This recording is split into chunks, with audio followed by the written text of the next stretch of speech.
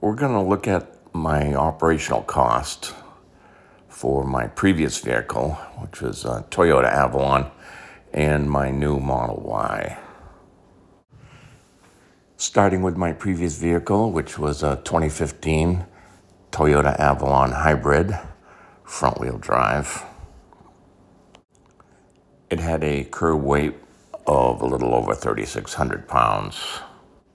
I bought it new, and I owned it for 9.5 years. I put over 168,000 miles on it. Total maintenance over those years was a little over $7,800, which comes to 4.7 cents per mile.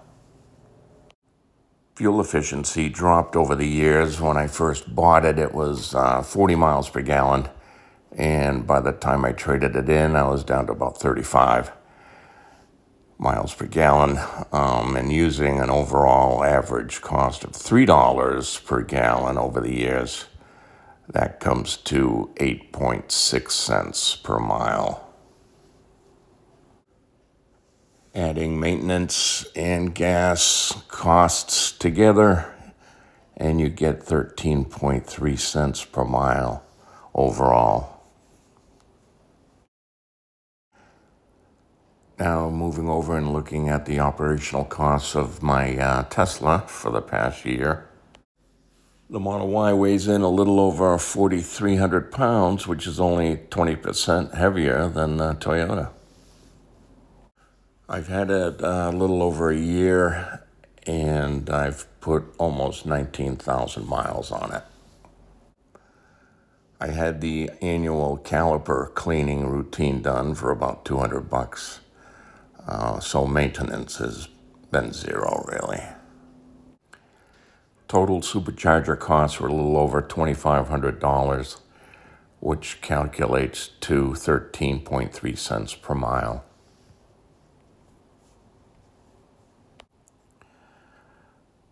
So in summary, as of today, the costs between the two vehicles are coincidentally equal. The Tesla will end up costing more per mile due to tire replacement alone, as those costs are already calculated into the Toyota numbers. But what about other comparisons?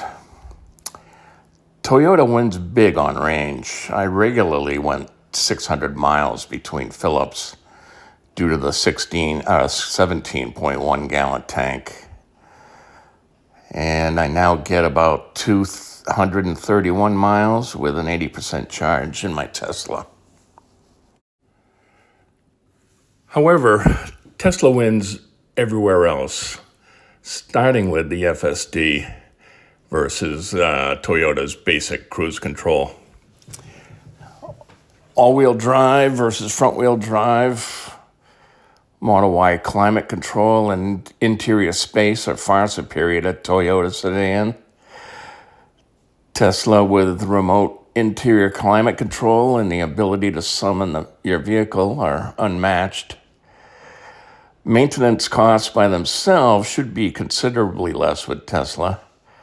Gone are the days of oil and filter changes every 5,000 miles, as well as routine radiator and transmission flushes.